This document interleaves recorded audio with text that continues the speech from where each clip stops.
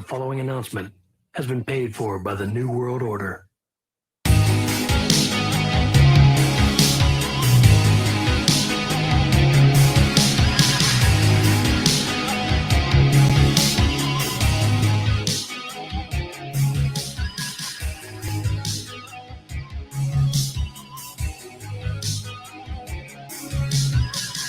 Take 3 Wrestling Podcast.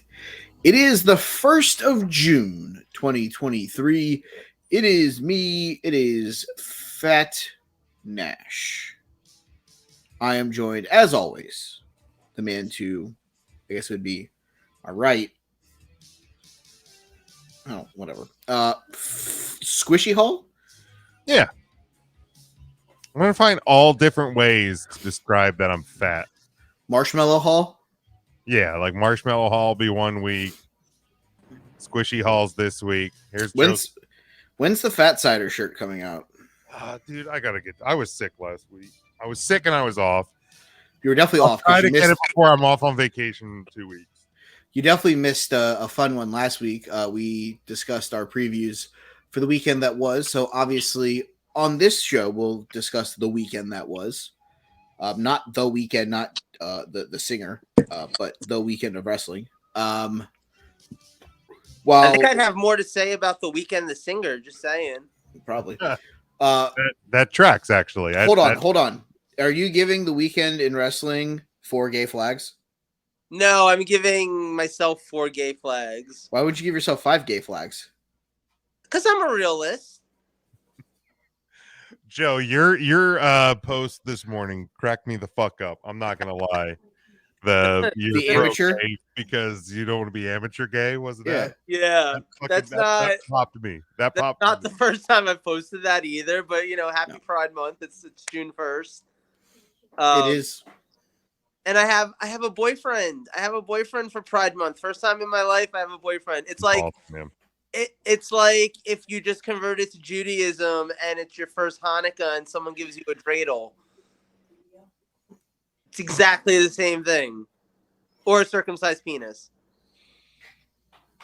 Man, I thought we were so close to having like this genuine moment on this show. We were so close. And it's gone. And gone. Yeah, I've said that exact thing to my boyfriend. So I mean, word for word. I'm gonna move all my money over here to this money mutual fund, and it's gone. Yeah, we're gonna have a moment, and it's gone. Yep, I thought we were so close to having this genuine excitement moment, and then all of a sudden Joe just had to. Yep, he just. You know what? Truthfully, nothing celebrates gay pride more than half-naked, sweaty men rolling around on a mat with each other. So big, meaty men slapping meat. Yes. Yeah. I mean, you're right. Dude, this fucking soundboard site is killing me. It's like I hit the button, and it just sits and delays. We're gonna get the soundbite eventually. I just have no clue when. It feels like we're gonna start talking. So we're gonna. Let me try reloading it. I gotta email these people and be like, "What the hell?" Did you guys finish spring cleaning? Yeah, that's coming up on this Tuesday. Okay. Come Tuesday. Yeah, we finished going through the soundboard cleanup. You guys need to have Joe on a Come Tuesday episode. It's Gay Pride Month. We probably should. Oh my god. Yes, let's do a special topic where I can just talk about big meaty man slapping meat. There it is. He can talk about that. That was almost perfect timing. I told you it was gonna get there eventually. That one was almost perfect timing. It really was. He's like, I can talk about it. And then just roll right into meaty man slapping meat. No, it's perfect. Yeah, I can come on and I can do a topic and it's like name 5 wrestlers who I would like to convert to my team, and why are none of them Chris Jericho? I mean, not wrong. I mean, that tracks.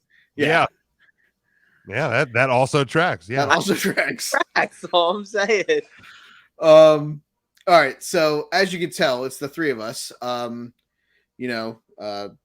Because Ernest is licking his wounds because the heat got wiped off the goddamn floor. There, I said it. I mean, I was gonna get there. He just beat me to it. No heat, bitch. No heat, bitch.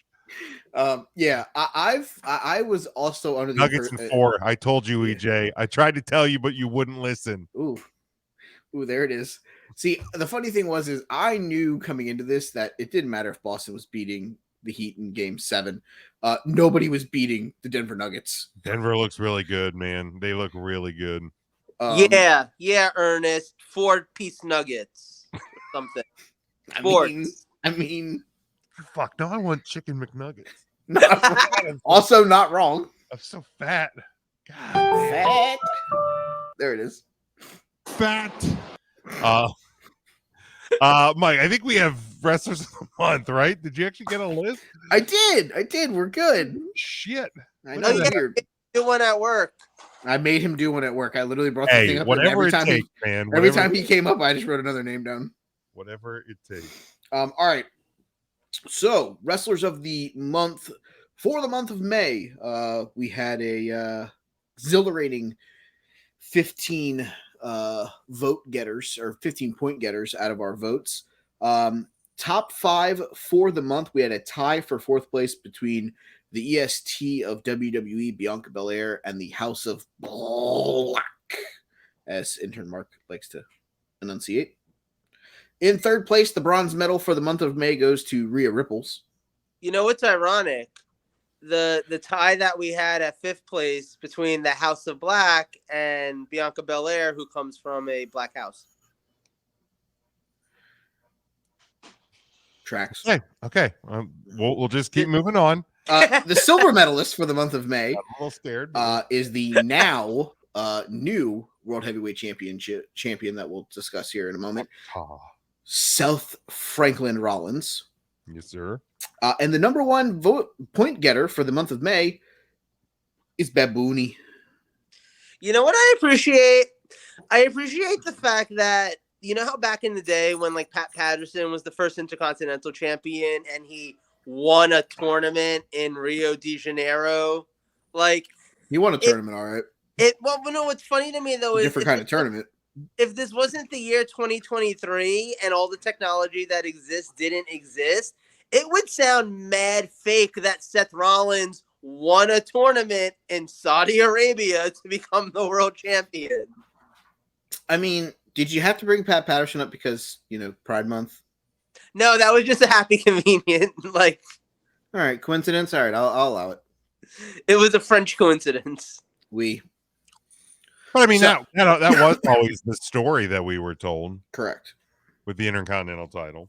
But that's what I'm saying. It's like, I wonder if technology wasn't what it was now, if you were just putting that in a magazine and it's like, yes, Seth Rollins won the belt in Saudi Arabia, like half of us would be like, yeah, okay.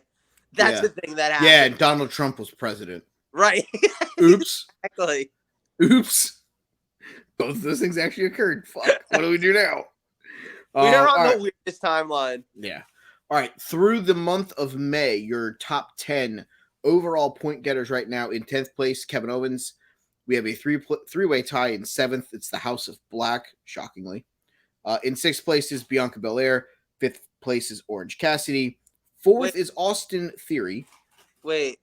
You said there was a 3-way tie in 7th, and then you just said House of Black. All three members of the House of Black. Because they could be voted individually. Yes. Oh, correct. Heard. 4th place, the Kid Leroy. 3rd place is the head of the table, Roman Reigns. Number 2 right now is the women's champion, Rhea Ripples. And our number 1 wrestler of the year currently is Sami Zayn. He has a 9-point lead on Rhea Ripples going into the month of June. All right, there we go. All right, so obviously PLE, PPV, EST of WWE, NXT, and AEW. Summer Vacation Breakout 2023. It was a lot of wrestling this week. I'll be honest, I didn't watch NXT. I haven't had a chance to go back and watch it yet. Watch some of it. It sounds like the Dijak Dragunov match was really good. Yep. The women's match was really good. Yep. The title match was really good. Those are the things that I've heard. I would agree with that assessment. I did see the clip of possibly the greatest spear in the history of this great sport, though, from the main event with that fucking thud when Braun Beaker freaking hits Carmelo Hayes. Holy hell, that was a freaking thud. All right, so I guess let's start. We'll go in order of the playtime. First, Jeddah, Riyadh, Jeddah, wherever the fuck they were in Saudi Arabia. Cheddar. I think they were in Cheddar. Cheddar. All right, it's a nice cheddar. It's a smoked cheddar. Kendall Jenner. That sounds borderline offensive. But wait, what happened when Roman Reigns came in Kendall Jenner? Electric Night of Champions 2 Electric Chair Boogaloo happened. That's what, it's that smoked cheddar. Oh, boy. Oh shit. All right. Obviously, let's talk about the big events that occurred there. Seth Franklin Rollins, new World Heavyweight Champion, first World Heavyweight Champion since the re-debut of the title. It does have the old lineage with it, according to the Wikipedia. So, wait, what old lineage?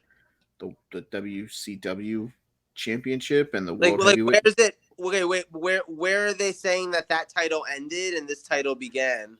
Stand by. Wasn't that title just absorbed into the WWE title? Isn't Roman just that champion? Stand by. So they are recognizing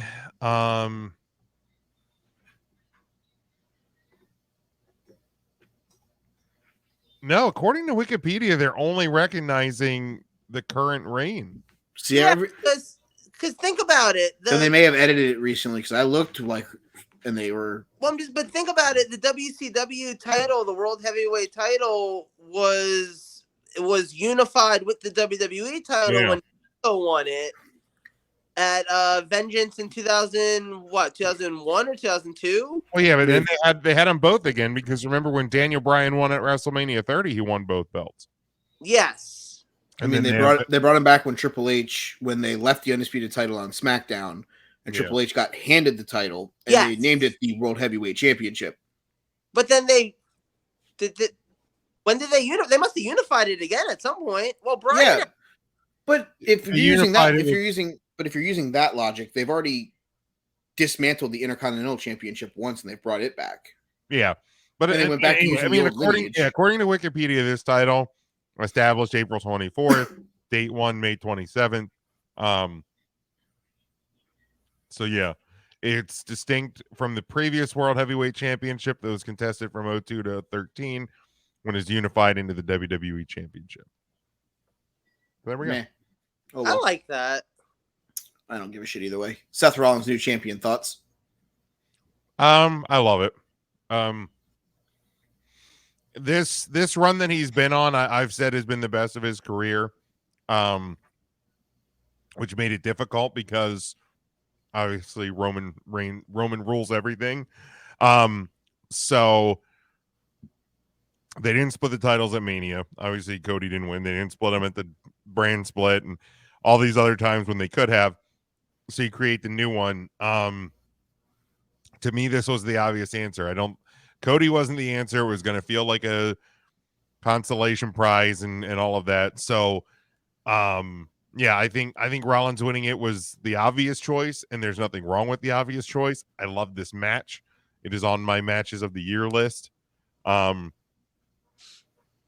Two dudes who have tremendous chemistry together that have wrestled twice in the WWE. And I think that's what helped make this match and their previous match special, because it's one of the feuds, one of the rivalries, however you want to describe it, the WWE hasn't beaten us over the head with. Mm-hmm. So that helps it as well. I would have been fine with AJ Styles winning, but I think Seth Rollins was the perfect choice. Joseph? I feel like I need to rewatch the match. I didn't have quite the reaction that a lot of people have had to it. I thought it was good. I didn't think it was I thought it maybe would be a little bit different, like going into it. So like I said, like I definitely was good, but I think I need to rewatch it to just kind of get a real feel of it. I actually, it's the one match on the show I got to watch in real time, like as it aired. But also a symptom of that is I was like getting ready for work, and so I might just have to like rewatch that one. I'm cool with Rollins being the first champion. I think certainly from the perspective of who deserves it, nobody deserves it more than Seth. He's been one of the top guys in the company without having a title for at least a year now, if not longer, if not going back to the pandemic. I still, it's funny because there's definitely, I feel like they're going to have work to do to get the title to be on par with Roman's title at this point. And granted, Roman's been champion for so long, that title has so much history. It's a combination of titles, yada, yada, yada. So, of course, something that's brand new isn't going to feel on par with that right away. But on the other end of that spectrum, I do feel like there's still a certain amount of stigma. There's still a certain amount of nobody could beat Roman, so they had to just invent a new belt for everyone to fight over. And I don't know that they've shaken that yet. I don't know what they need to do to shake that, to be honest. That like that's going to be a hard image to get away from for at least a little bit of time. I think that what they may need right now more than anything else is a really good first feud for Rollins and for the belt, because that to me was what felt like was lacking from Raw this week. The follow-up to Night of Champions, the follow-up to Rollins winning the title and having with I'm in the minority of only calling a good match. Pretty much everyone that I've read online and Jim just now have said it was a fantastic match. So your follow-up to that, to me, was kind of lackluster. It was, hey, AJ, who's not even part of this show, is only here for one more night, and they're going to tag team, and they're going to beat the Judgment Day. You've given me no direction for where Rollins is going next. AJ shouldn't be back after this. It's not like I almost thought maybe there was a chance that he was gonna like turn on Rollins and go heel and maybe be traded from SmackDown, and that would be kind of different and give us like another like a feud that, like you said, we haven't really seen before. That would have been kind of cool. They didn't go in that direction. They went full on babyface, like we got the victory where everybody's happy. But now, like I said, like where does that leave you? AJ's not an option. You just beat both members of the Judgment Day, who are arguably like the top heels on Raw right now, basically. You're not going to go towards the direction with Cody. Cody's still got things going on with Brock. You're probably not going with Brock. I don't know where this is going, and that's the only thing that worries me about it. It's kind of funny because it always goes back to the question of, are you better off with a heel champion or a face champion? And the thing always with the face champion is it's a little less exciting watching a heel go after a title. Like watching a face, like watching Cody Rhodes all the way in that build up until his match at WrestleMania was awesome. If he had won the belt, we would have been here sitting wondering now what. And maybe it would have been the feud with Brock or something like that. But there's still like the chase is always a little bit more exciting, and that's more exciting when it's someone you're cheering for to win. So it's more exciting when the face is the one chasing. And the rest, that's where I'm at right now with it. Like, I love Rollins. I'm a huge fan. No one deserves it more. But Monday gave me no indications that they have any idea where they're going next with him and his title reign, and that worries me. Yeah, I'm not in that boat. I'm not in that boat at all, because it's real simple where he goes. He goes and stays with the Judgment Day. It's Finn Balor. You want to have great. He beat them with the help of a guy who doesn't work on that show. That's fair. Yeah. They're heels. They're antagonists. You want to have a great match? Hey, let's put the guy who's from Ireland in a world title match in England at Money in the Bank. That's a good point. Yeah.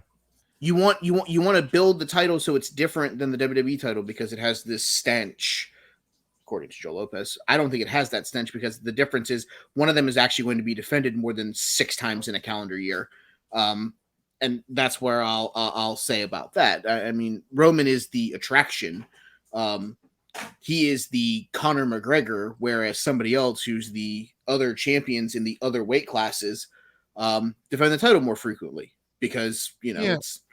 And I mean, here's the thing: when the Universal title, the red belt, was first created, it didn't have the same feel as the WWE title. Correct. And like it kind of had this stigma of like, oh, it's just like the other belt. Like, what is a Universal title? It was something like we didn't hear of. So, but very quickly when, you know, Kevin Owens held it and Seth Rollins held it, and like it became a featured part of Monday Night Raw, and then transitioned obviously to SmackDown, we recognize it as the top title. So like I don't think that, especially going into Money in the Bank and SummerSlam, you have 2 events right away where this title will, dear God, absolutely be defended. And if you have a couple of title defenses actually on TV on Raw, which I hope happens, I think very quickly we will recognize this as, this is a world title, this is a top title, and you know, I don't think it won't, and it shouldn't, and doesn't necessarily need to reach the level of, you know, the belts that Roman is carrying. But I think it'll get recognized. It'll become the new Universal title, really. Here's a question for you guys. And this isn't, I'm not asking what you think they're going to do. I'm asking what you think, like what you would do essentially if you were in charge, or like what you think would be most beneficial. Long title reign here, or move the belt around a few times to show that it's not just going to be another Roman Reigns never losing the title. I would do a couple of shorter title reigns, but like not super fast. Like I don't think you want to hot potato it. No, like to me, like I'd say he loses at SummerSlam, so he holds it from now to SummerSlam. I would even go the direction of having somebody win the Money in the Bank and cash it in on him like that night, or. I wouldn't necessarily go that night, but I would. You can do a cash in on it. I mean, what if you have like what if McIntyre returns and? I think Gunther would be the better in England. He's Austrian, isn't he? Yeah, but Drew got a big reaction last year, and I know that was in Wales, but Drew would get a big pop there at Money in the Bank. And I feel like too the thing is like you can bring him back as a face, which is like, you know, he's gonna get pops and stuff returning from an injury or whatever. I think he's not even injured, but just returning. No. He'd get a pop, and then at the end of the night, you turn him heel and have him do the cash in, and like, you know, I mean, something different with Drew for a change, and maybe he's another one who kind of deserves a title reign. He's another one. One of the Rollins, one of those guys who's kind of kept a lot of the company afloat on the days where Roman wasn't around, you know?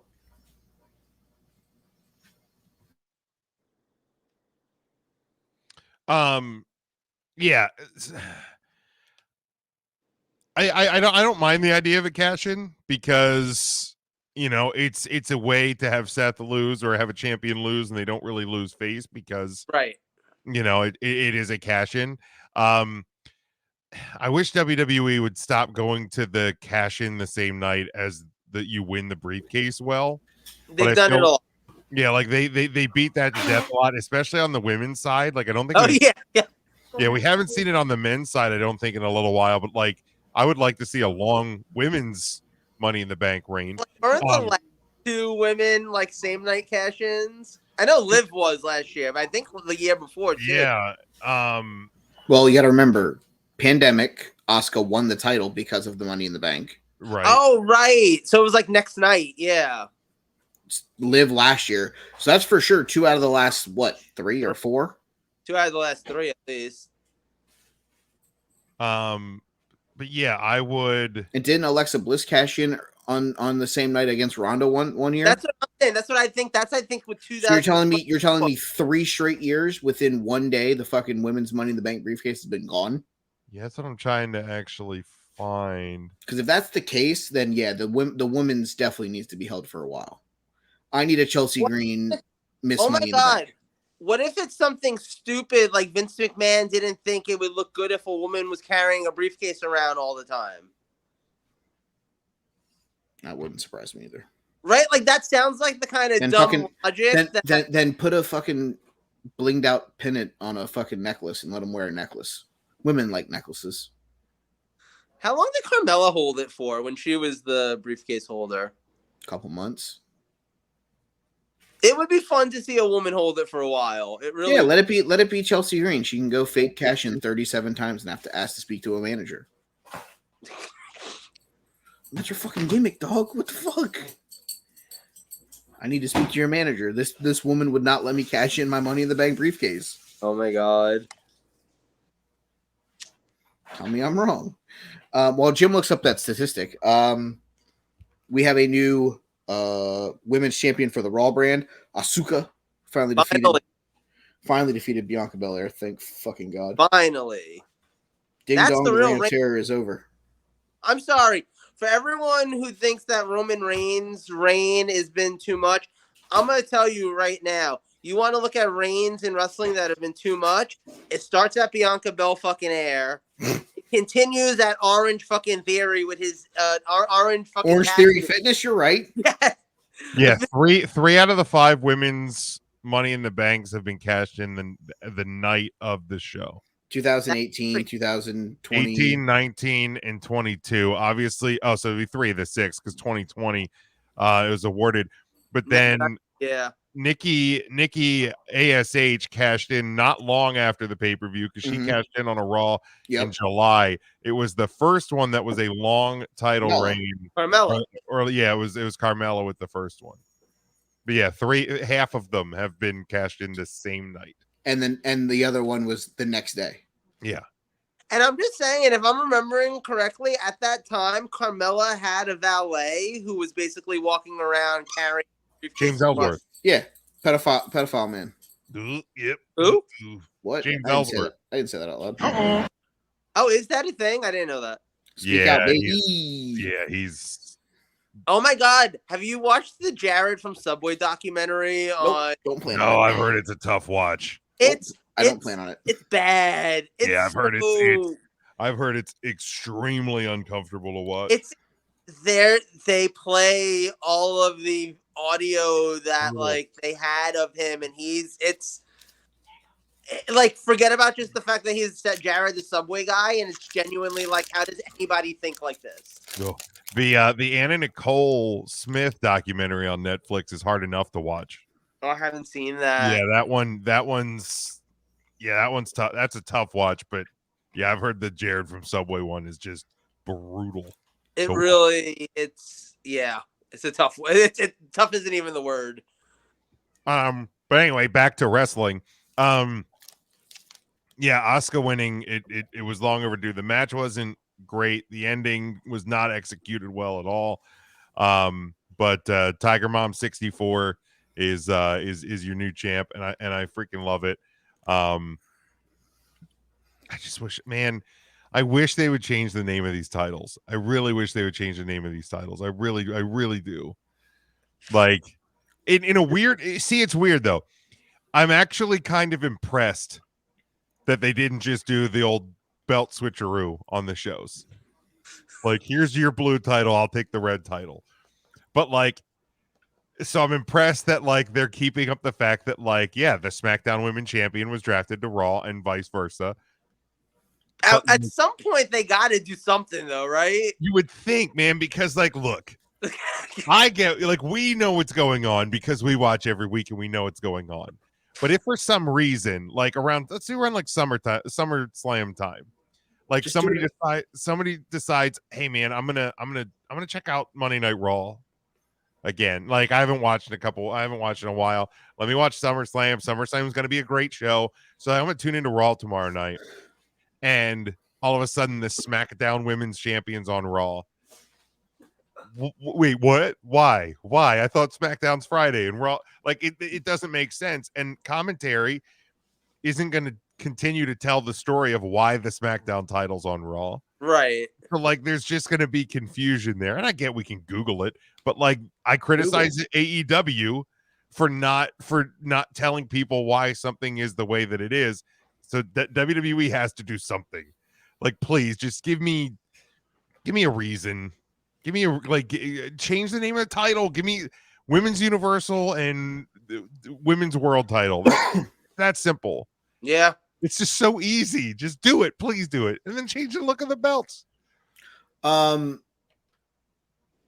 I'm so glad that the EST is no longer the champion. Let's be really. I haven't picked her for the last 9 months for a reason. Been over this shit for a long time. But I agree with Jim. The match definitely was not as good as previous encounters between the two of them. The finish was wanky. So if this leads to the Bianca Belair heel turn with Montez Ford and the Street Profits going heel with it, I'm okay with it. As for them handing titles and doing things, they're going to do that belt swap that you hate, Jim. They're going to do it in a couple weeks. I don't even hate the belt swap. In fact, I'm one of the few people that defends the belt swap because I'm saying they're going to do it at Money in the Bank. Okay, and then I'm fine with it. I'm honestly would be fine with it because you could tease somebody cashing in on one of the titles at the show. No, wait. You know what? Honestly, I think I just really figured it out. I feel like I just Scooby-Doo this shit, and it goes back to something that Jim. Raggy. It goes back. I'm having my end of the Usual Suspects moment. It goes back to something Jim said before, not even in this episode. Remember, or it might have been something Mike said. I don't know. Anyway, one of you guys said this. Remember when the argument was the reason why they wouldn't switch the belts was because they didn't want to interrupt Bianca's title reign and have any issues with that? Well, you just ended that. Rhea's only been champion since Mania. Austin just became champion. This is your opportunity to just switch the belts, and no one actually cares. No one's losing anything. You do it at night. You do it at Money in the Bank in the next month. You can do it tomorrow night on Raw. Wait, what's today? Today's definitely Thursday. Tomorrow on SmackDown. You can do it tomorrow night on SmackDown. Do it on fucking Rampage or Collision. I don't care. I would say save it for the pay-per-view because it is a bigger moment. At least there's going to be reason why people from both brands are there. That's why I'm saying. I think it's just a natural progression. Well, see, I could see, but here's the thing, and this sounds like a cop-out, lame, whatever, but you can have Rhea just show up on SmackDown tomorrow and be like, "Hey, Asuka, like that belt you got there, I came to do some business." Yeah, I don't know how you just turned Rhea Ripley from Australian to British. Hello, mate. I'd like to do some business for your shiny belt. Ollie good? Yeah. I got some Vegemite too. Good Christ. What the fuck is wrong Harry with you? Potter must not go to Hogwarts. That's my Dobby. Dobby sad. Holy hell. Adrenaline in my soul. I technically submit to Brock Lesnar. Something Cody Rhodes. I know a lot of people didn't like the pass out thing. I was fine with it. It was the safest finish. Yeah, I mean, here's the deal. He would have been just as fine tapping the second time he got put in to the lock because he realized that he's done for. Yeah, it's fine. He had to lose here if we're getting the rubber match, which that's the word. I'm still bitter that I didn't get the whoa at fucking Monday Night Raw and Hershey. The only fucking town that he doesn't have his music play on an episode of Raw since he's been back was my goddamn Monday Night Raw. You got to be fucking kidding me. And then on top of that, Seth Rollins wasn't there in person, so I didn't get to sing the Rollins song. I got double fucked at a WWE show. Buddy, they're saving it for your fucking first WrestleMania. They're going to give it to you. Shit, man. They're going to give it to you all of this. They just guarantee that the next time they're in your town, though, and they advertise that Cody Rhodes is going to be in a match, you're going to be there. You might get 4 woes that night. I could get 4 woes that night. Hey-o. Hey-o. Yeah, it's safe finish. I was totally fine with it. Yeah, it was one of those like if and not that I want the rubber match, but the rubber match is going to happen. When do you think? Summerfest. Summerfest. You don't think they're going to break that out for Money in the Bank? No, because you now have Cody playing this injured role. You put him in the Money in the Bank match, hurt. Brock Lesnar comes out, fucking costs him the fucking thing, and then you get the blow off at Summerfest. Because the thing is because the fans are going to want Cody in a match at Money in the Bank. Absolutely. Easiest match to put him in with a quote arm injury. Money in the Bank. He doesn't have to really do much. Brock, he climbs the ladder and Brock fucking comes out and F5s him and we move on. We move to Summerfest. And because if Cody's in Money in the Bank, people are logically think he's going to walk out with the fucking briefcase. Because they don't think Cody can lose. See, but what you don't understand here is that Cody Rhodes is about to go through some hard times. See, man, honestly, I would go the other way with it. I would have Brock qualify and have Cody cost him. And have Cody cost Brock. That would actually be pretty cool. I'm fine with it. One of them costing somebody. Yeah, I think that's going to be one of the ways that. But I would go the other way. I would have Cody, because here's the thing, like, yeah, it's a cheap, easy babyface heel pop. But if Cody's the one that gets screwed, but like for Cody to come out of nowhere, and so do you put Cody in a different match at Money in the Bank? No, just have him show up. You're going overseas, buddy. You can't. I would have him in a match. I don't know who it would be against. I mean, put him in a match against fucking Priest or Mysterio. Yeah, something like that.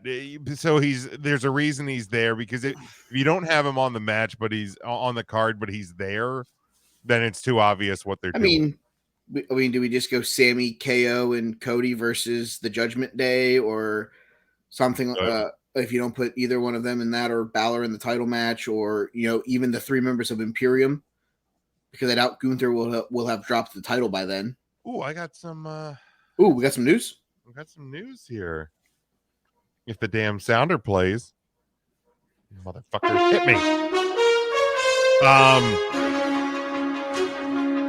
Fightful Select is reporting that during Roman Reigns' 1,000 day celebration on SmackDown tomorrow night, that there could be a new Universal title belt being unveiled.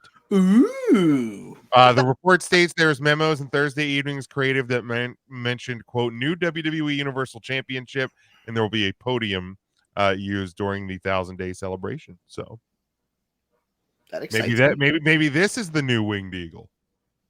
I would be okay with it. See, cool. I'd be fine with it, pending how the title actually looks. But I actually think that Roman should continue to carry both belts. I get why people don't like it, but he's the one that unified the two.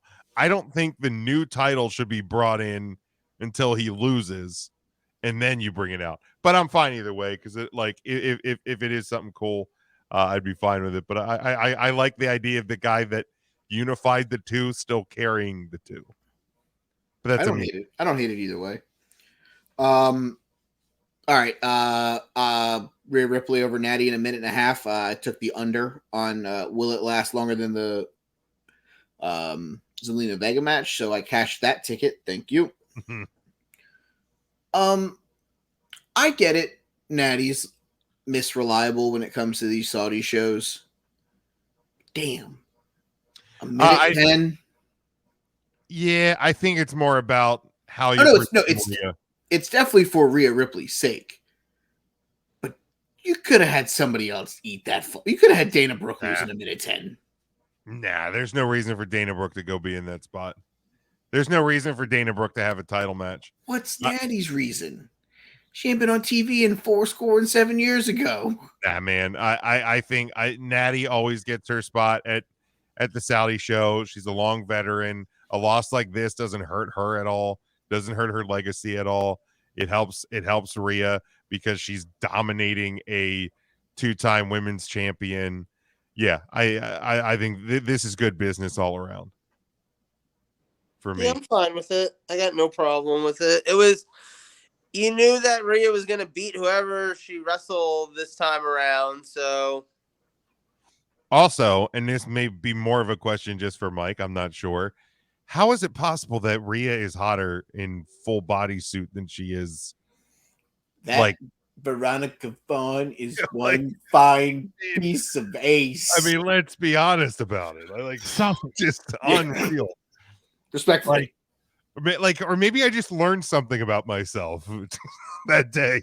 Buddy, everybody thought fucking Halle Berry was smoking as Catwoman. Yeah,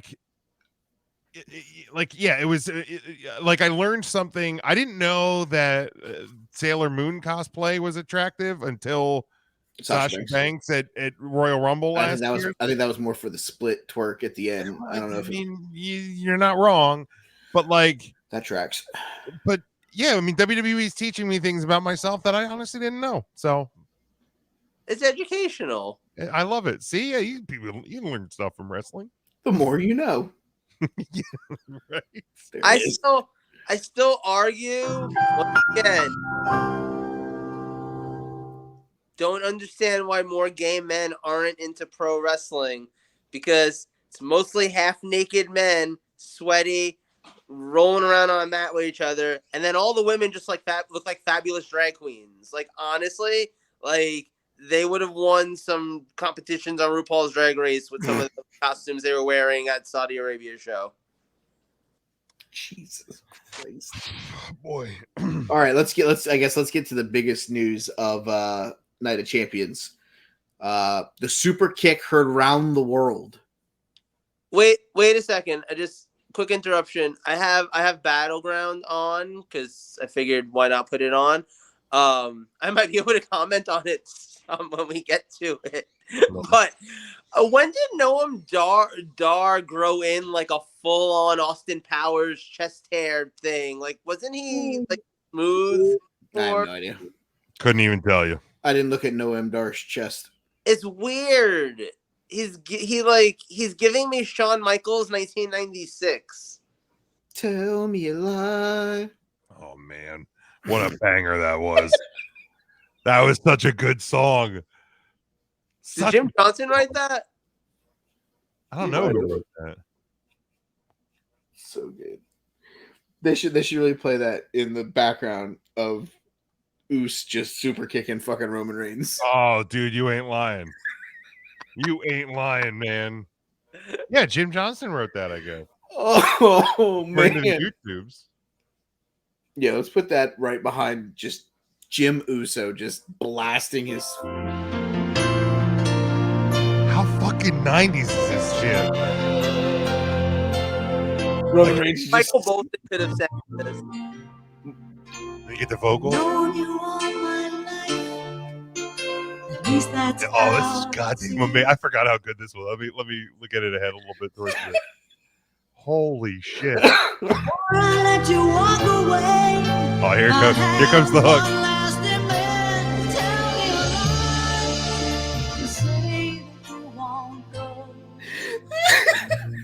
Look in my eyes and hold me, even though I realize. So how fucking sad is it that I know every word of this goddamn song?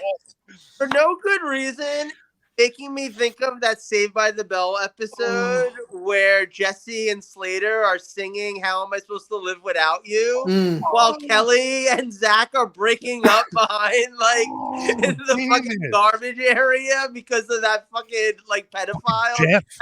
Fucking Jeff, man. Yes. That home record Jeff.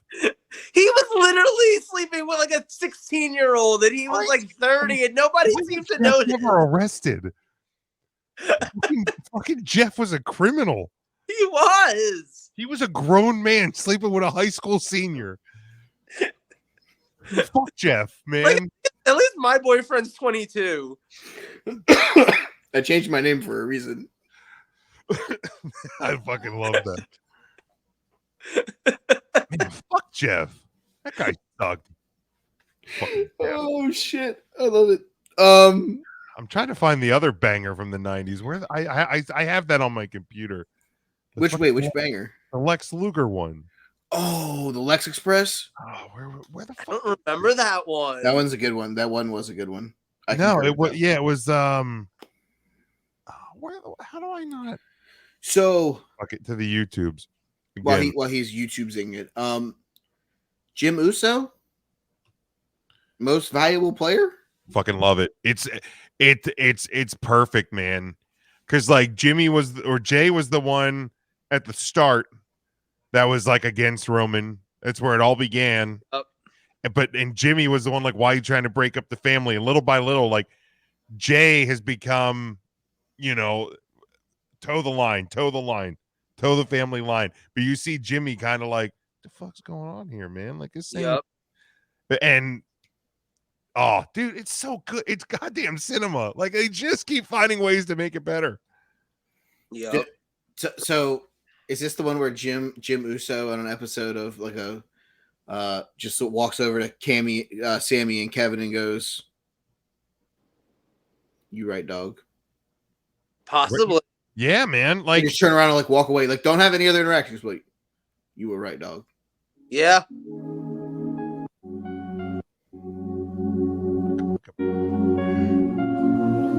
Through these eyes you could do no wrong. Yeah, the Lex Express, I'll be your hero. In these eyes you were brave and strong.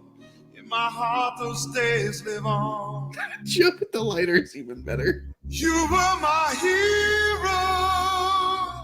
Then it slaps here with the Yeah. listen to that 90s riff. What does it take to be a hero? It gives me some Michael McDonald's vibe. Oh my God, dude, it's amazing. And again, I know every goddamn word to that song too. That just gives me Michael McDonald vibes. Yeah, it does. It does kind of have that feel. So, to it. if you get banned from YouTube, could you say you've had your YouTubes tied? All right, intern Mark. Asking for a friend. You're the friend. I know. Yeah, yep, that's That tracks. Oh, hi, Mark. yep. Oh, hi, boys. All right. I guess the Roman Reigns Uso situation. Obviously, it had to be one of the two of them. Yeah, well, we're gonna. Do we want to tie that because we're gonna talk about So the bloodline in a little bit? So Do we let's finish the weekend and we'll come back to the bloodline. Yeah. let's do that. Let's go. We'll stay with WWE, then we'll wrap up with NXT or with AEW just for the smooth transition here. Battleground from the Songus Center in Lowell, right next to Boston, Massachusetts. This show had what was it? 6 matches? Yeah. All right. Wesley retains his title. Anything statement wise about Wesley? I think I'm the only one who predicted that last week. I like that. Like, dude, Wesley got handed a shit sandwich with that whole thing with was it Nash Carter? Is that what they called him? Yeah. Like he got handed a shit sandwich and was able, and he's turned it into a tremendous North American title reign spot. He can keep doing this until he decides not to. I thought it was a good match. I didn't think it was anything that it should not have been. Second match, Noam Dar retains the Heritage Cup, defeating Dragon Lee 2-1 in a British rounds match. For them to bring in Dragon Lee and him like not have a win, it's weird on a PLE is kind of weird. I mean, it's got Kushida vibes written all over it again. It really feels Kushida-y right now. You're very right with that. Like I get it from a standpoint he doesn't need to win, but I mean, winning a match against Joe Gacy on a PLE instead of losing matches every time is just. Yeah, I can see what you're saying. Like he doesn't have to go out and win a title on his first PLE or second PLE. Like lose a title match is fine, but beating a Joe Gacy or a Damon Kemp or something like that, like just to come. I mean, the truth is, not for nothing, but like Kevin Owens came in and won the title like at his first like or second live event, and Second. that ended up pretty well. So maybe they should be doing that more with certain people. Maybe the guys that they just want to get over more. Yeah, I mean, I literally have this Dragon Lee Noam Dar match on right now. It looks like it's a pretty consistent banger, to be perfectly honest. Like, I kind of want to definitely rewatch it at some point where I'm paying more attention. And Dragon Lee looks fantastic.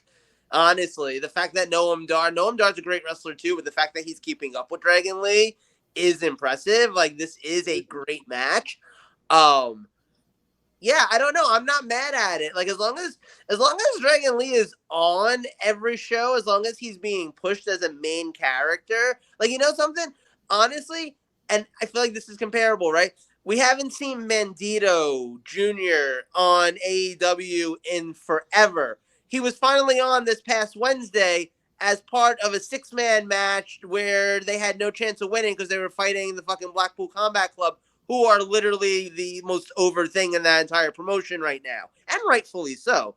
But, like, that's what you brought Bandito back for? You signed him, you made this whole big deal about it, and this is what he's doing? Like, at least they're not doing that with Dragon Lee. You know, at least it's not like you see him every third Tuesday in a 6-man tag. Like, he's actually getting pushed. Yeah, fuck Tony Khan. What? We'll get there later. All right, first real match to talk about. Ilya Dragunov defeating Dijak in a last man standing match, shy under 16 minutes. Really good match by both of these dudes. Do you think Dragunov is getting called up sometime soon? I heard rumor. The rumor I've heard is that it is, but he's going to join Imperium. Oh. Okay. I don't hate that. No, that's interesting. You know, him and Gunther have had bangers for the NXT UK title, but supposedly the rumor I heard was because I don't know necessarily how great on the mic Ilya Dragunov would be on a main roster. I feel like he would need someone there with him. So putting him with a guy like Ludwig Kaiser who can cut the promos for them like he almost does to an extent Gunther. I think it makes sense. I also don't hate it because it means that basically call-ups can happen at any point. They don't have to be around draft time. It's nice to see that there could be movement or, you know, a company going and signing, aka a brand signing somebody from NXT. You know, I like that that's a thing. So no different than Baron Corbin and Mustafa Ali just ending up on NXT. Speaking of Ali, we didn't talk about that during the recap. I love the fact that Gunther slapped so hard that he slapped him back to the black and gold brand. Right. He sent that motherfucker into the shadow realm. It was like, nope. But man, honestly, I genuinely love both of those moves. Ali was never really that involved in NXT, so him being down there where he totally fits the style and I think adds a lot to the brand, honestly. It's going to be awesome seeing him in the ring against pretty much everybody that brand. I can't think of anyone who Ali can't have a good match with on the NXT brand right now. And on top of that, I have someone. Huh? I have someone. Who? Odyssey Jones. Jeep Wagoneer. I don't know. Actually, I think that Ali can have him. Well, as good a match as you can have. How many Von Wagner matches have you watched? Like enough. You've watched less than one. Match? You're not wrong, Mike. Jesus. I'm just but like, saying. And I love Baron The only Corbin. good thing that Jeep Wagoneer has given us is this. He's not going to play. Come Tuesday? That's it. Yeah. That's the best he's given us. And Tuesday? Yeah. And the second best thing is the name Jeep Wagoneer. Well, that too. I mean, really, let's be real. And I love Baron Corbin being back there. Baron Corbin is someone who is definitely tied to the NXT brand, depending on how long you've been watching it. I've been watching it long enough where I still think of NXT when I think of Baron Corbin. I think it was his most successful time. And he never was world champion. He never got a chance at that. So it's kind of fun. I don't need him to win the belt, but it's kind of fun to have him there and be like the next, like, Apollo Crews, Dolph Ziggler kind of guy. I have his NXT shirt still. I love that. The one we wore in The bad, like Lone in San Wolf or Francisco? whatever it Yeah. was. Yeah. San Jose or whatever it was, yeah. Oh, that's cool. The Gallus boys, Mark and Wolfgang, retain over Brutus and Julius Creed. Time to get them the hell out of NXT. I think so, Yeah. yeah. All right. Co-main event 1601. Oh, wait. I got something here. Oh boy. If Gallus are still the NXT tag champions come Money in the Bank, do you try to get like an NXT tag title match on that show?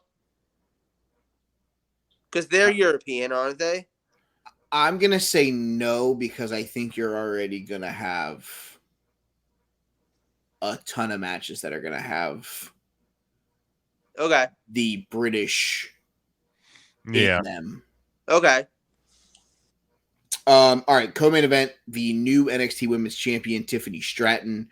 She defeated Lyra Valkyria. Valkyria. I don't know how that. It's too hard to say her name. Fuck that unibrow. Bitches got a unibrow. I missed that on last week's show. I didn't see the match, so I can't judge any of the matches here. Tiffany Stratton's a fucking star. Correct. I love that they're giving her the title. You know, she's still maybe a little on the green side, but this is a good opportunity to see what she can do, and to see if she can potentially be kind of one of the next bigger stars in the women's division in the WWE. So I love this move. I think this is fantastic. Yeah, I agree. Oh god damn it. I'm interested to see where they go with the title now. Because we had the mystery attacker revealed on NXT also. That was Blair Davenport, the former, what was her fucking indie name? B. Priestley. Yeah, there we go, that one. Former 3CT guest, by the way. Oh, hey, that's good. I like her. She's And you didn't know she was attacking those people? Damn, Jim, you couldn't let anybody know?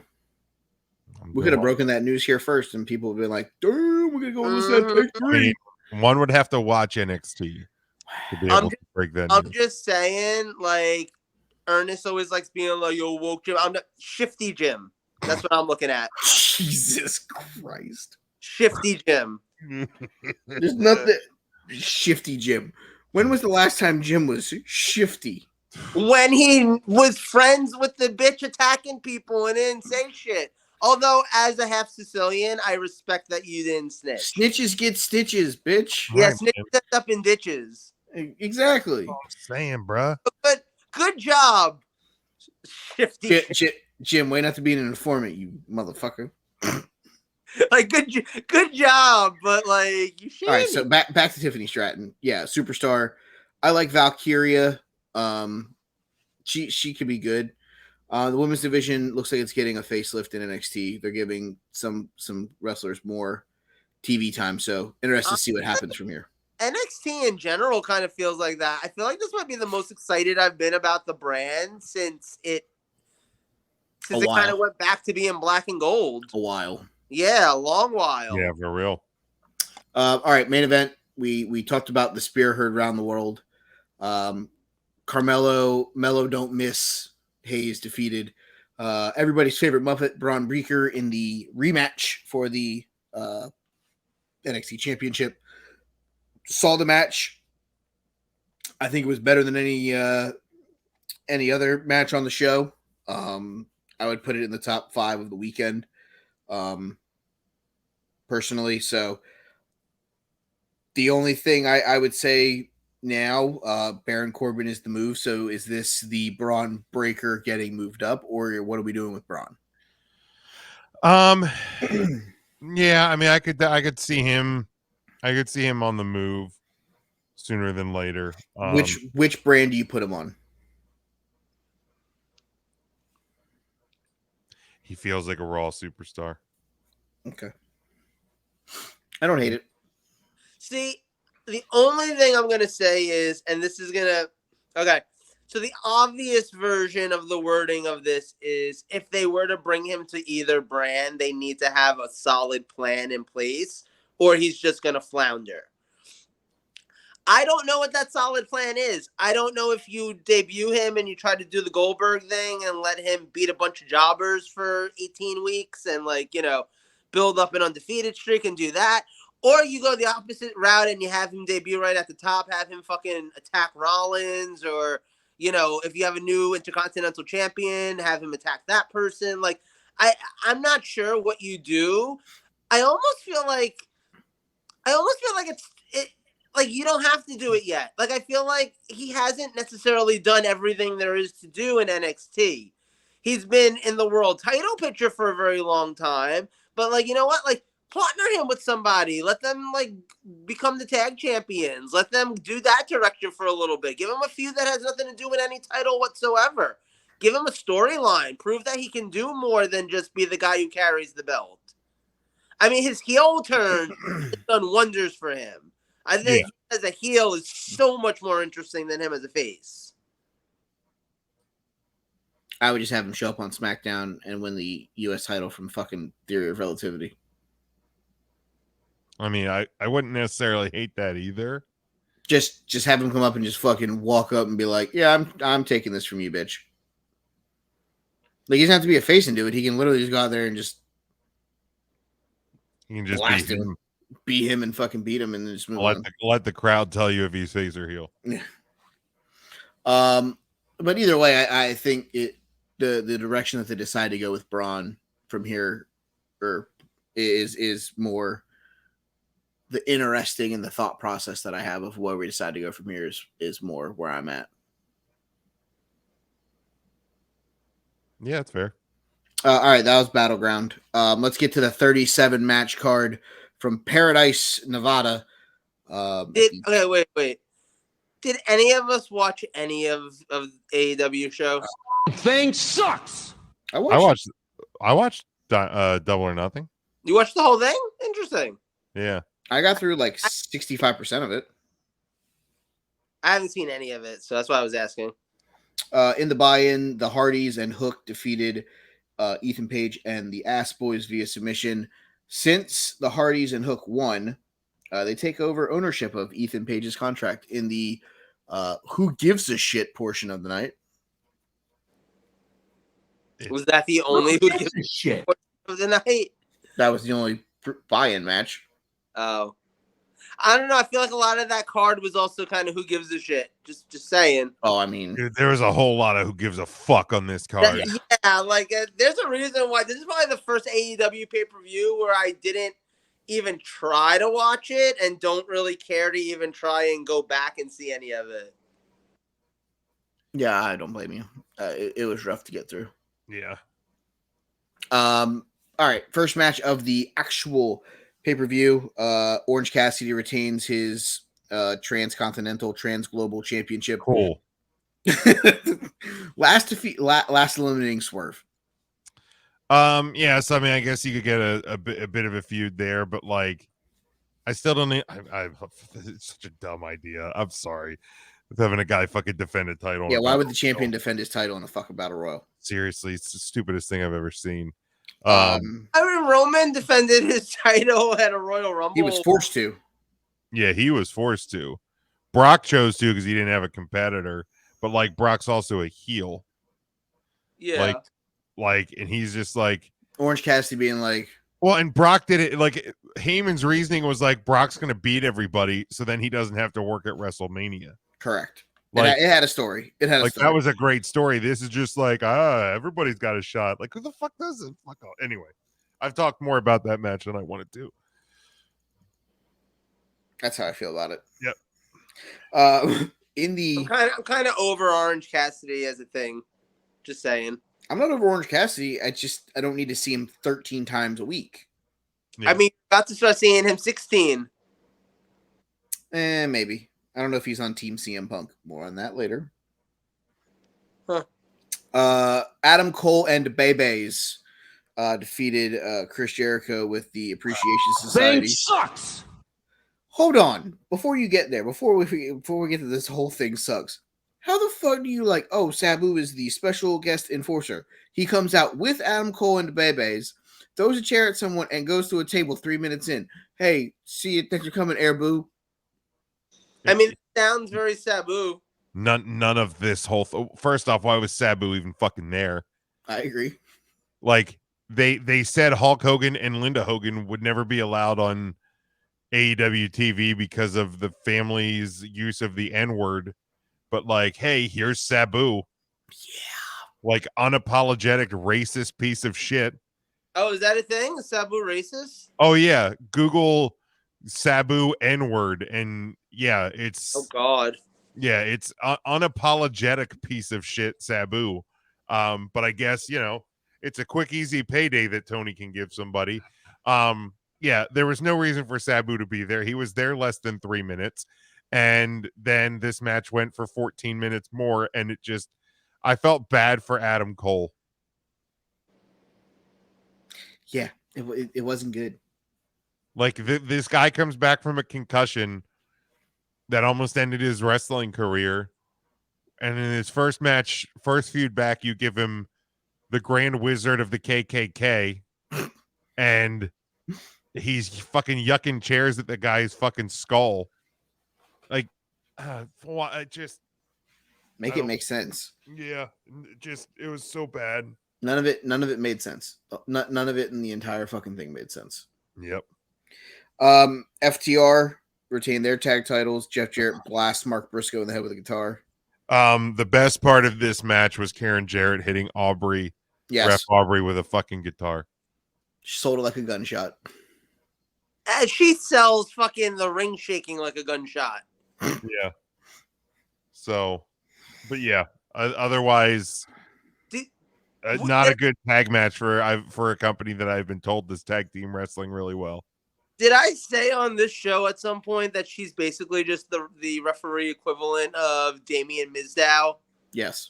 Okay. Yes, you did. Yes, that's you did. so accurate too. That's so good.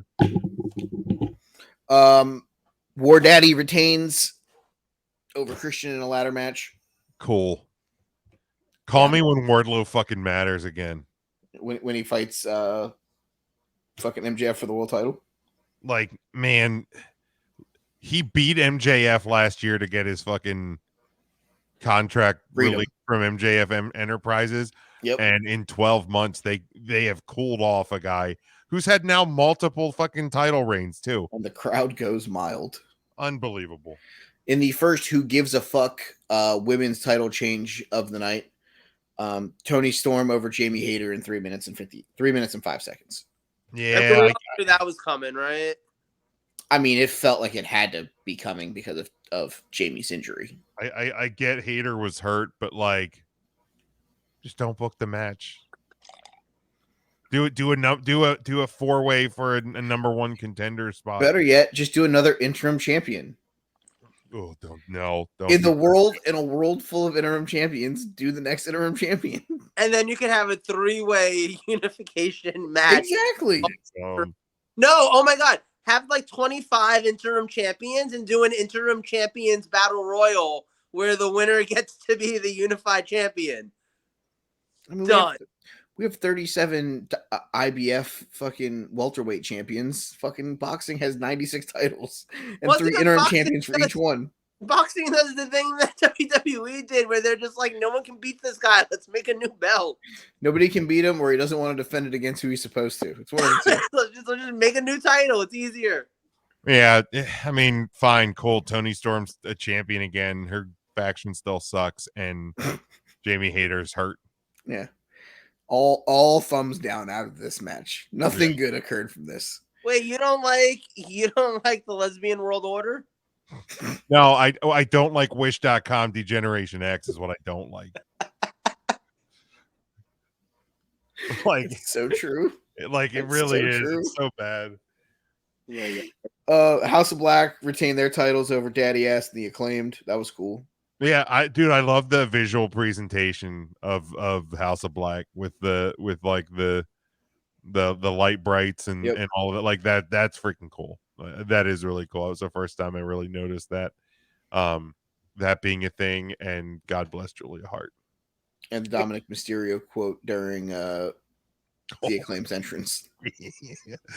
Oh man, Yay, Max you might as well just pack up Buddy Matthews' career and just sell off into the fucking sunset like a fucking Viking funeral. Buddy, start playing the fucking Tell Me a Lie or the fucking Be a Hero fucking music This again. fucking Viking funeral, Buddy Matthews' goddamn career.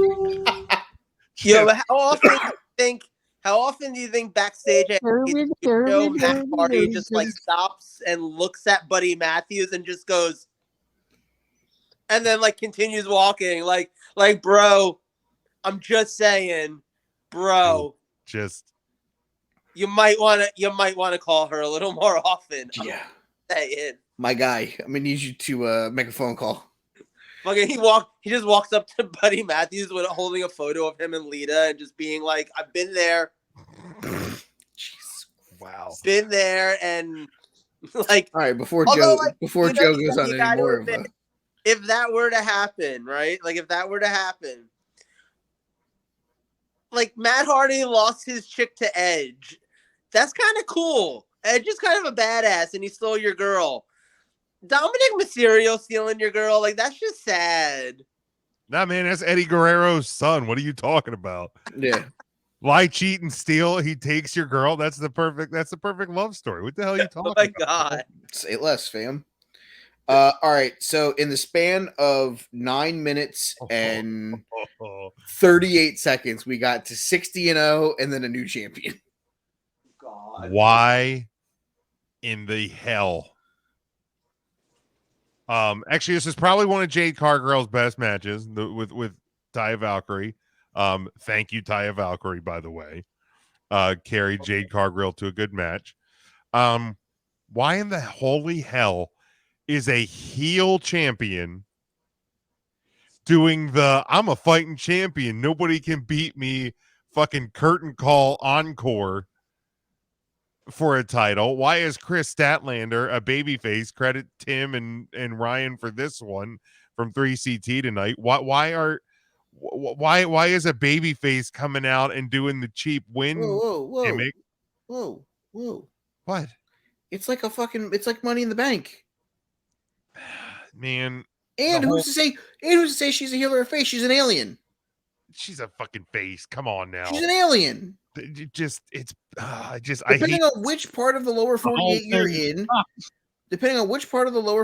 you're in, aliens may be heels or may be faces, depending on where you're at.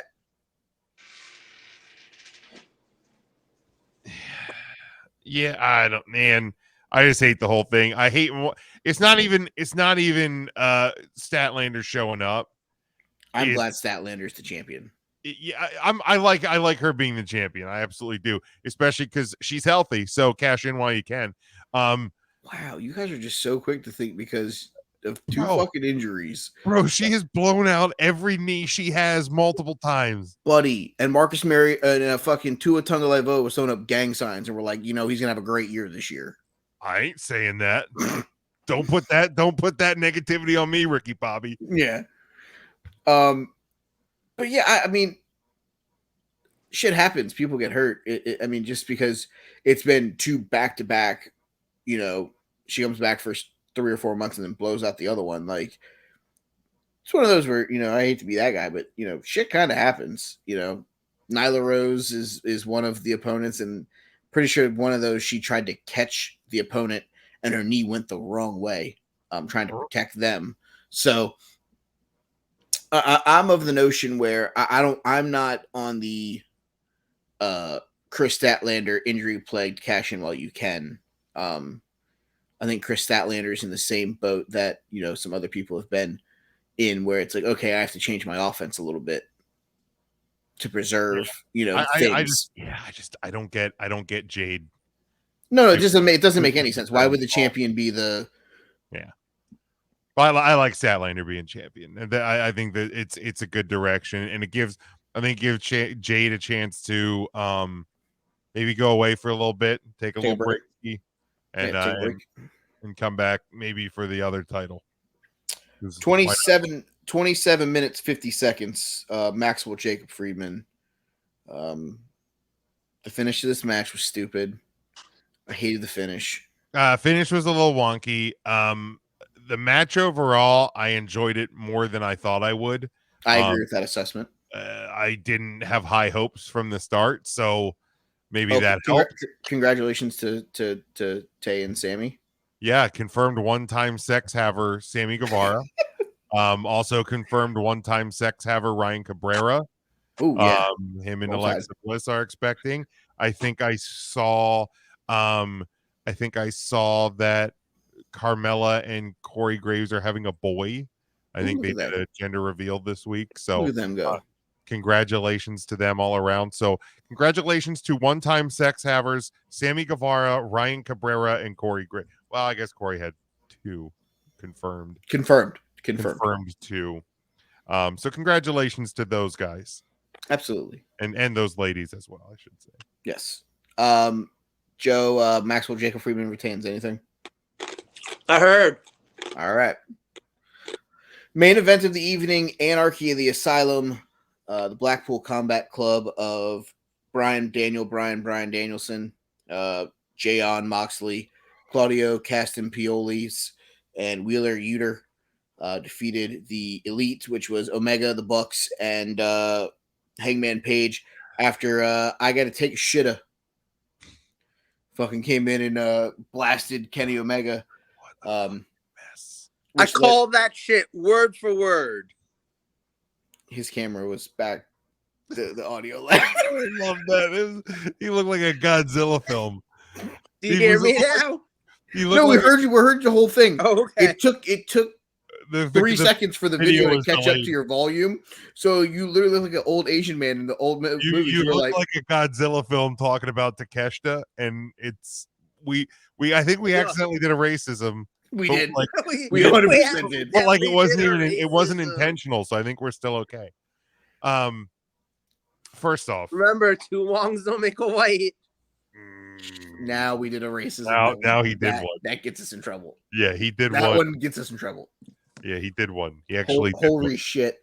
Fucking hell. You know what I had for lunch today? It was Asian food inspired. I had cream of some young guy. There it was. Oh, there it was. Speaking of racism,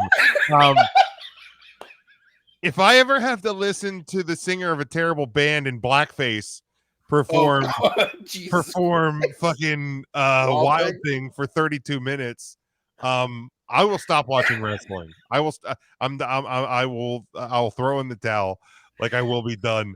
I don't know who that band was. I don't know why the singer had a black mask with black face paint around it, where people had to Zapruder film fucking still shots of it to try and figure out, was he in blackface? Like, look, it's 2023. It's 2023. If you look at any sort of an image and you go, you in blackface, you shouldn't do it. You shouldn't do it. Something wrong. There's no reason that singer should have been able to go on live TV in a black mask with black face paint around it. You know, with red lips. We're also talking about questionable decisions in this match. You know how in pro wrestling there's that thing where like some moves start out as like devastating finishers, like the DDT, and then eventually just become regular parts of wrestling matches, like the super kick? Well, I don't know that I'm okay with the almost terrorist shoe bomb attack on that plane turning into just a spot in a wrestling match. Like, the Young Bucks can't make that one that simple. No. Like, I have to take my shoes off every fucking time I get on an airplane because of that shit. Jesus, and they just turned it into a fucking wrestling match spot. We got a blackface singer performing Wild Thing for 30 minutes. We got an exploding super kick shoe. I never need to see a guy put thumbtacks in his mouth ever again. Like, why that? Seriously. Also, if you're the guy who is if you're the guy that's taking that move, and they put thumbtacks in your mouth, why would you sit there and wait to get kicked? Why wouldn't you just spit the goddamn thumbtacks out? It's not like they taped his mouth shut. Look, I understand, like Irish whip. Why would you just not stop running? But like, Seriously, they put thumbtacks in your mouth. Like, your natural reaction should be to spit those things out as fast as can be. Dude, this man, they did not do a good job at Anarchy in the Arena Part 2. It was not good. Again, blackface aside, I hated the goddamn band continuing to play the song. They took way too long to go kick him off stage. You know what I thought about this? 3, not minute 13. You do know what I thought about that whole time that was playing, right? What's that? The fucking owner of the Indians in Major League just going, I hate this fucking song. Dude, it was horrible. That's all I could think about the whole time was that it was her just going, I hate this fucking song. Oh, like that So made me bad. hate this match. There was nothing they could have done. No, couldn't save After it. that would have made me like this. I hated it. I hate Don Callis. So the fact that like he was on commentary, like, dude, the amount of fuck you AEW in watch this it on match mute. was just insane. Because of course, Justin Roberts, and then Wild Thing, and then Blackface. Well, I like Wild Thing. I don't like them playing it for 13 well, that's what I mean. minutes. Okay. I like this song. I don't like hearing it over and over and over and over by a terrible cover band. Yeah. The Don Callis on commentary, Don Callis being part of the finish. Why the hell is Takeshita with the Blackpool Combat Club? Why is John Moxley a heel? I still don't understand so many things about this. It just doesn't. Why is Wheeler Yuta in the Blackpool Combat Club? Like, none of these things make sense. Why is Claudio a heel? Like, why is the ROH champion still showing up on AEW? Like, so many things bother me about this shit. It's not even funny. Like, it actually was to the point where I was like rooting for the Elite. I was rooting for the Young Fucks and Twinkle Toes McFingerbang. What universe are we in right now? No, you weren't rooting for either one of them. Pirate. Hey, let's give Hangman Page some credit here. He kept kayfabe. He did. I'll respect the shit out of Adam Hangman Page for keeping kayfabe alive with that. Man, I mean, I don't like. I didn't mean to do like a 10-minute fucking fucky AEW rant, but that match deserved it. That match sucked. It's a horrible way to finish the show. The whole thing sucked. There was basically maybe three watchable matches on a 4-hour pay-per-view. What are you doing? Don't tell me. Stop telling me. I saw some guy the other day that like AEW is the most consistent company with putting on good pay-per-views. I'm consistently hot garbage. I'm like, you're going to tweet that 2 days after Night of Champions ran circles around Double or Nothing. And in fact, Battleground, by all accounts, may have been a better show. I haven't watched it, so I can't judge it for sure. There's a lot of people. I saw some people saying that they thought Battleground was the best show of the weekend.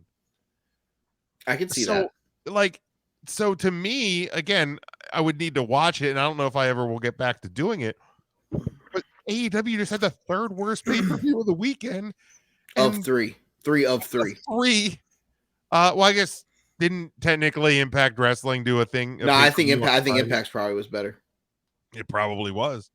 But yeah, it just, man, I am so happy that I have a regular group of people that we get together and split the cost of these things. Because if I spent $50 on this show, I wouldn't buy the next one. Yeah, it wasn't good. The show wasn't good. Would have lost me for All Out or All In. Ask Joe. I was talking to him Monday at work, and I was like, the people that are like the AEW marks and the super fans, the ones where it's like they could have the worst show ever, and they'd still be like, oh yeah, 8 out of 10, fucking fantastic. But you know, WWE, fuck Night of Champions. It was like a 2. It was like a 2 match. It was like a 2-star. Buddy, like let's be real here. Like that was Night of Champions was leaps and bounds better than fucking Double or Nothing. This shouldn't be a debate, and it's the fans. Like everybody's always, man, WWE fans are the ones that always love to shit on AEW and Buddy, it's the AEW fans that are shitting all over WWE and not having an ounce of realism to their fucking thought process. You know how many WWE fans can look and be like, man, you know what? Fucking Backlash was a 2-match show. Yeah, it had cool moments, but you know, you take away Cody versus Brock and you take away Bad Bunny, it was just a Saturday night in fucking Puerto Rico. You know, but they looked at it and they called it that. They were honest about it. Yeah. AEW fans right now are like, man, oof, I don't know how we're gonna top this at fucking All In. You know, you're gonna top a fucking 2 fucking match card that was like you a 1.5 star You shouldn't show. have to do much. Just show up. Yeah, literally. Just literally put on the show. So I mean, and I might get the attention of people because I am the one that will be honest about how I feel about the AEW shows and not hold back my punches on Tony Khan. More on that later. But yeah, I'm good. I'm good on this. Like they gotta remember this conversation we had last year where it was like, or 2 years ago, where I was like, I'm getting to the point where I'm over it. We're getting right back there.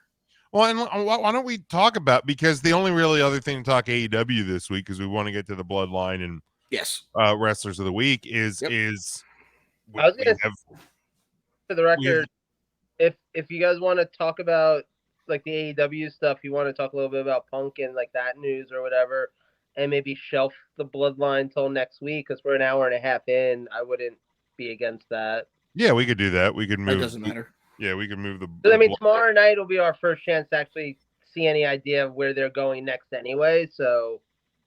Yeah. So actually, that might actually work out for the better. Yeah. So yeah, like honestly, we got the worst kept secret. Another announcement. Jesus Christ. Announcements every Wednesday. I saw him that described Tony's pulling out of this announcement and compared it to like the main character of Dragon Ball Z, like powering up over 5 episodes before he finally was ready to hit one punch. Did he blink? I think he blinked like 2 times. Jesus. I have the announcement because it's less than a minute long. All right, let's go with it. It's comical at this point. But here we go. This is from last night on Dynamite. Great to be here tonight in San Diego. The last few weeks, we've made some announcements regarding the debut of AEW Saturday Night Collision, starting June 17th at the United Center in Chicago, Illinois. I'm here tonight to give you a little more information about the debut of AEW Collision. I'm here to announce that AEW Collision, beginning June 17th, will feature CM Punk. That was a solid 2.5 second delay. Yeah. Listen to that crowd, man. And the crowd goes mild. Mixed. At best. Also, by the way, in a 20-second announcement, he said AEW Collision 3 times. He said Saturday, June 17th 2 times. He said Chicago 1 time. But like he talks the way he tweets. I'm convinced the man's a fucking bot. But anyway, worst kept secret. The minute they didn't announce the location of night 1 with the rest of the locations, we knew it was going to be Chicago. We knew it was going to be the United Center. When they announced the United Center and he announced he had another announcement for the next week, we knew it was going to be fucking Phil. Yeah. So instead of the first time, the first dance, when everybody assumed it was going to be Punk, so everybody tuned in, it was this cool moment at the start. Now we're just getting like these stare into the fucking blistering sun announcements where the guy doesn't blink, and we just casually are throwing Phil out there. Also, they put out the tweet, CM Punk is back from where? Tell me where he's back from. I bet you won't do it. But you won't. Like, don't get me wrong, I will be tuned in as well. I mean, that's the weekend I'm coming back from vacation, so I'm going to do my best to tune in to night 1 of AEW Collision. June 17th from Chicago, Illinois. You blinked more in I did. June I 17th. can't help it. I'm a human being.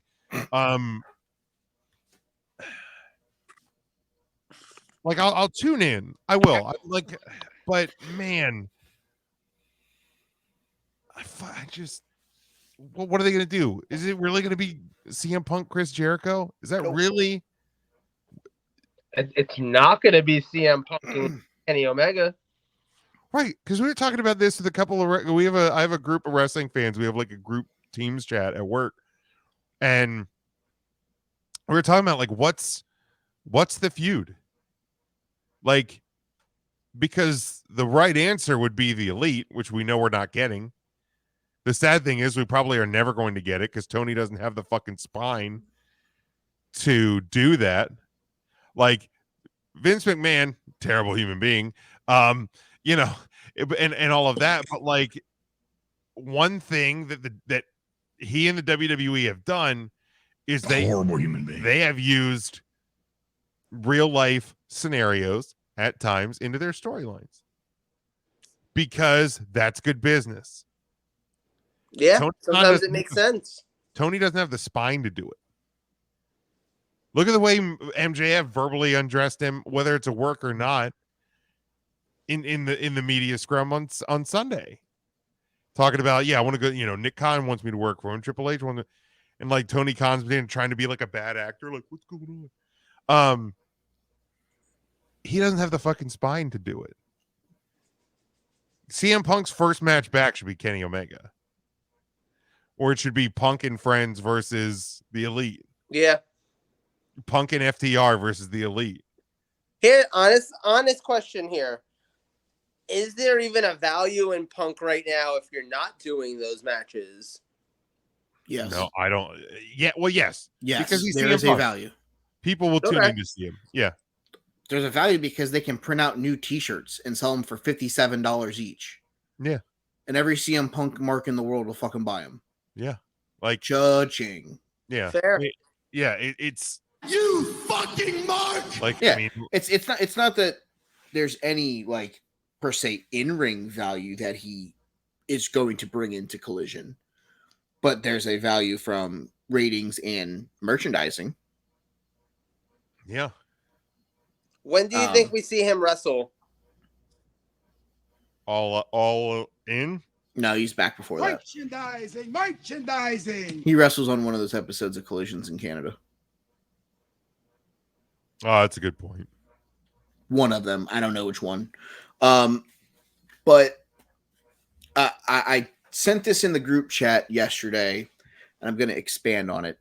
I didn't want to do it in the group chat because I felt like I would lose some of the nostalgia and the thought process with what I would do with CM Punk. Obviously, United Center. He's probably going to get cheered there more than he will anywhere else. So what do? I give CM Punk a microphone. He walks out there, and he does the same start that he did to the last one. I'm back. And then he looks right in the camera and he goes, but I'm not back for you. You ungrateful people that want to sit here and want to hide behind the back of the executive vice presidents.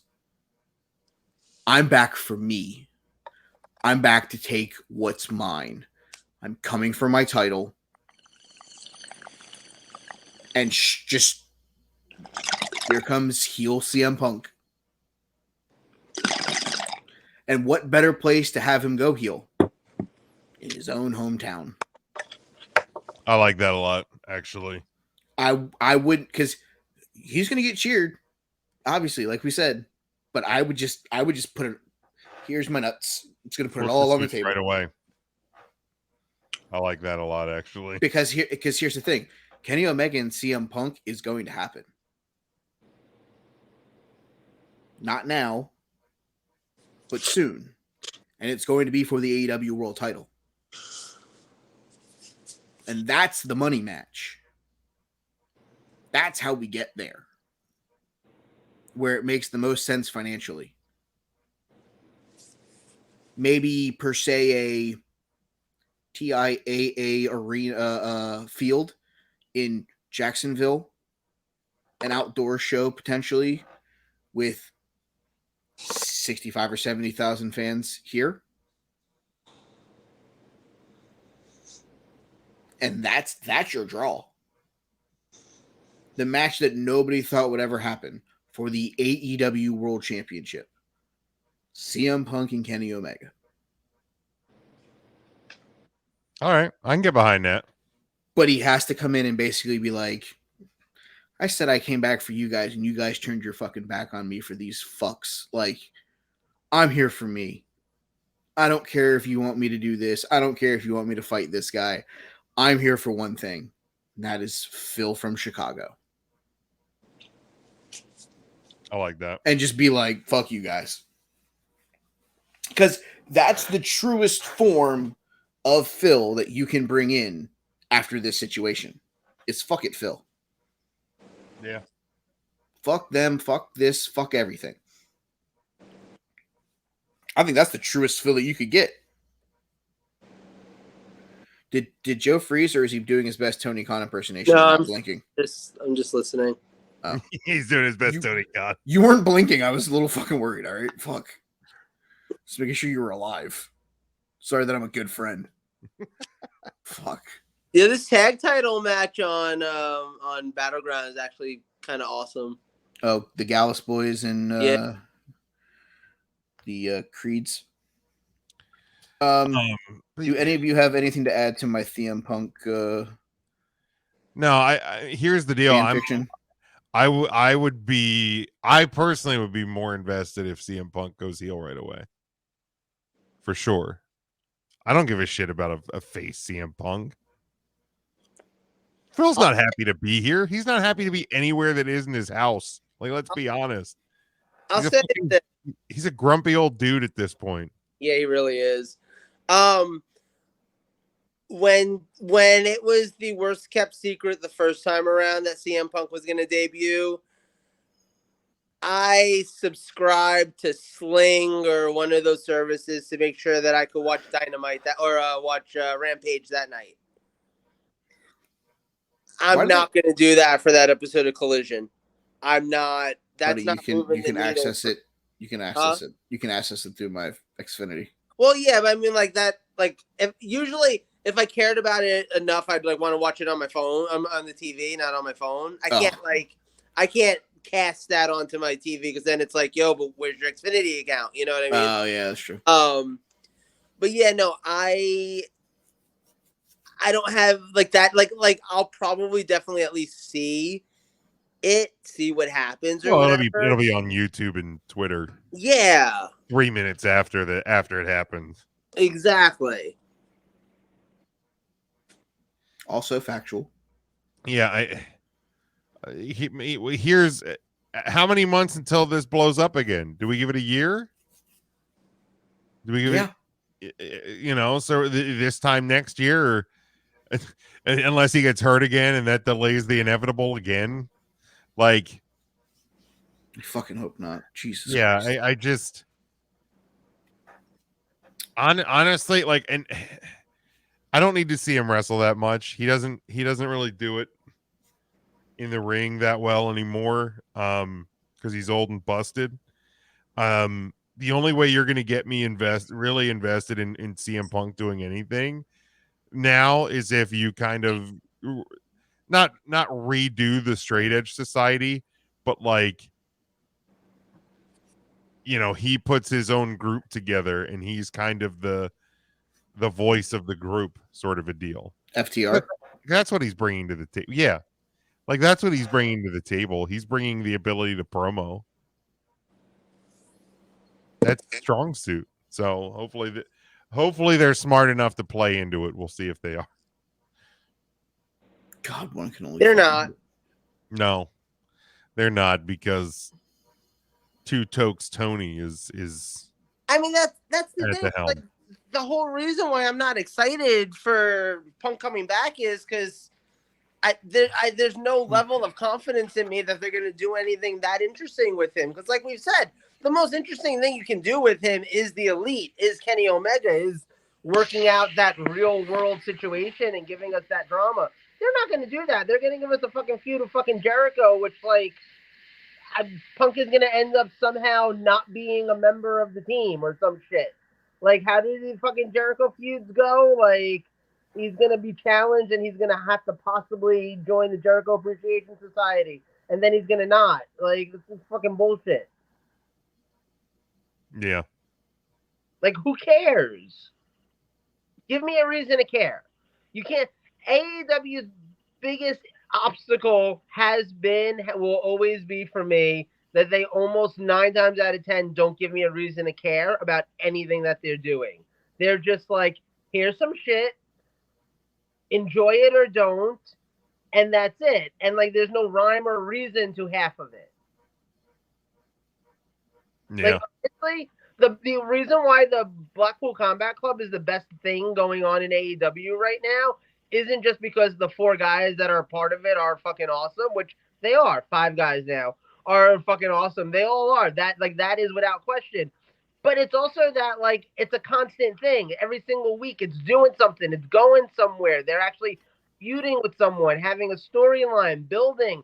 Like, they show up on the TV and you know it's going to be exciting for at least the next 20 minutes. That is what's lacking from the rest of AEW, in my mind. Yeah. Yeah, it's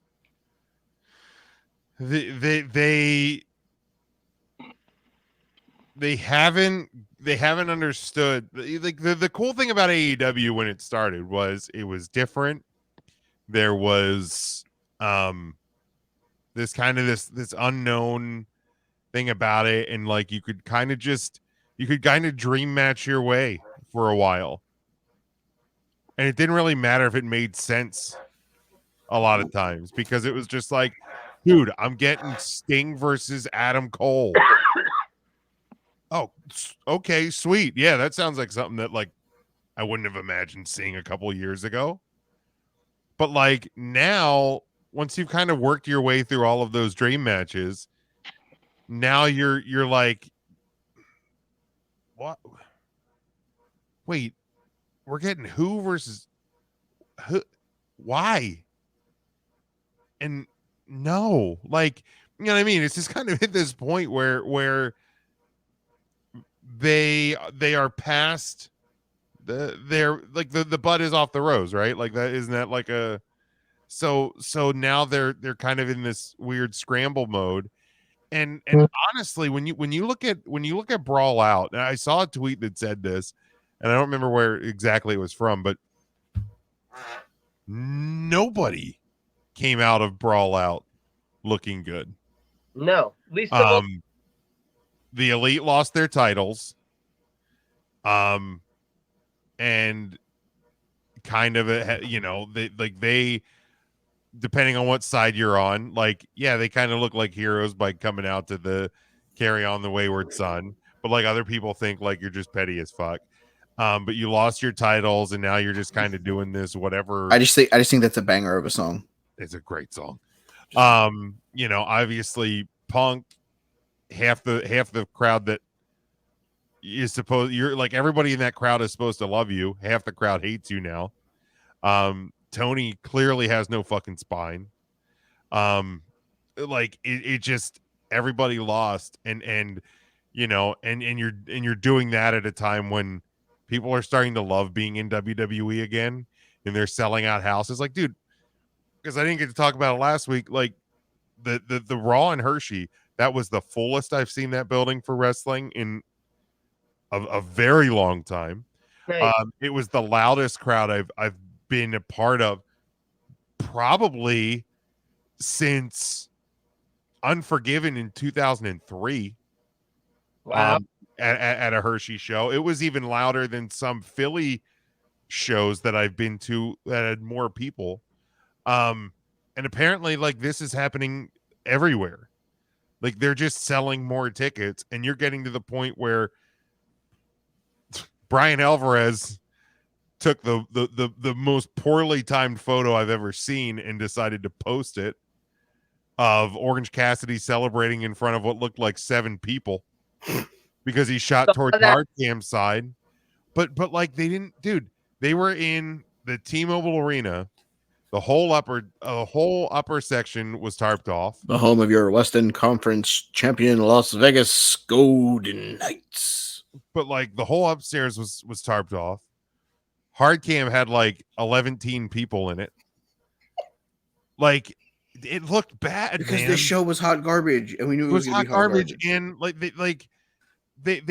first off, they do the same. They have the same formula, and they same they location. just book the same territories all the time. Yeah, rinse, repeat. No, it doesn't work that way. Stop putting fucking Double or Nothing in Vegas. Go put it in Atlantic City one year. Yeah, they gamble there. Yeah, it's fucking brutal. And Phil from Chicago is not going to help. No, not at all. He'll help pop the ratings on TV. He'll help sell some new merch whenever he puts out new T-shirts. But yeah, no, good on that. Jim, you're welcome for the photo I sent you. Enjoy that. And then, all right, let's go to wrestlers of the week, so we can kick this fucking popsicle stand. Come on, respectfully, very respectfully. You're welcome. Thank you for that. Yep, that's what I'm here for. All right, sending it to me because I'm assuming it's a woman. You're welcome. Women, but yes, plural. Respectfully. Fair. All right, wrestlers of the week. I'm gonna go first this week because fuck it, that's why. I'm gonna take the still unified tag team champions. Okay. Jim. New world heavyweight champion Seth Franklin Rollins. Hey, it's Franklin coming over to your house. Joe. And take the entire fucking Blackpool Combat Club. Ugh. Can I just put them at 17th on my list now and just work my way from there? Asking for a friend. Give me Tiger Mom 94. Give me Oscar. Yeah. Asuka. Jim. Give me Tiffany Stratton, man. New NXT Women's Champion. Really curious to see where this reign goes, and hopefully it's the first step of many great things for her. Joseph. I mean, MJF, he retains his title. Like, that's kind of a big deal. All right, so poll the audience here. Do we want to just pick 2 wrestlers for Ernest because it was such a loaded week?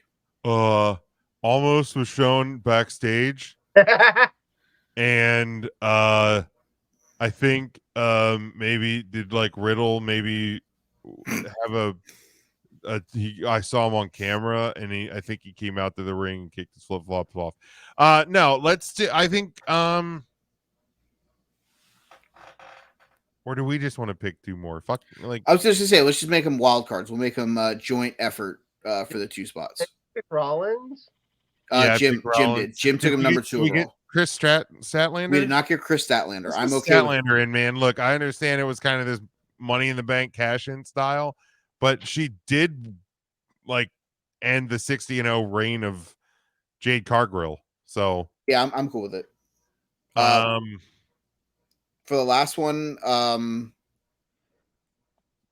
mean, me could do Toni Storm. She's a new champ. Fucking 3-minute match, you know. Yeah, good. You could do. I would almost pick Orange Cassidy for winning a battle royal that he shouldn't have been in over Toni Storm. Deonna Purrazzo, she retained her Knockouts title, and Steve Macklin retained his title too. Possibly retired Jordan Grace from Impact Wrestling. Hold on, let's see if there's anything else. I mean, there's something that happened Monday that I know you're not going to agree to. Oh, fuck them. I would pick Adam Cole winning a shitty match against Chris Jericho before I picked 2 of them. I mean, you could Gallus retain their titles. Carmelo Hayes retained his title. I'd maybe go Hayes. I'm okay with Carmelo Hayes. I'd go Carmelo Hayes. Joe, any opposings? No, I'm cool with that. All right. Melo don't miss. All right. So that is Wrestlers of the Week for this week. It is Sammy and KO. Asuka were mine. The co-voted for Ernest was Chris Statlander and Carmelo Hayes. Joe, the Blackpool Combat Club, and Maxwell Jacob Friedman. Jim taking Seth Rollins. And the new NXT Women's Champion, Tiffany Stratton. Joe, anything before we go? No, I'm good. Jim? Real good. No, basically, you know, all the projects that I do. But head over to Twitter at Big Jim Sports. That's where you will you hit the link tree there. It'll take you to Huddle Up Podcast. It'll take you to 3CT. It'll take you to Discussions with Nobody. But yeah, follow, subscribe, listen, support, merchandise, buy it, all of that. Send your hate tweets to at EJ Christian 7. You can follow the show at Take the Number 3 Wrestling. You know all of our other stuff. No heat, bitch. No heat, bitch. Also, shout out to the two of you for doing this thing. It's been a long week for yours truly. So, the Escape of a Podcast with some friends was a fun change of pace. But yeah, so that's the show this week, guys. We'll be back next week to talk what's next for the Roman Reigns era. Check out SmackDown tomorrow night. We will see you guys next week right here on the Take 3 Wrestling Podcast.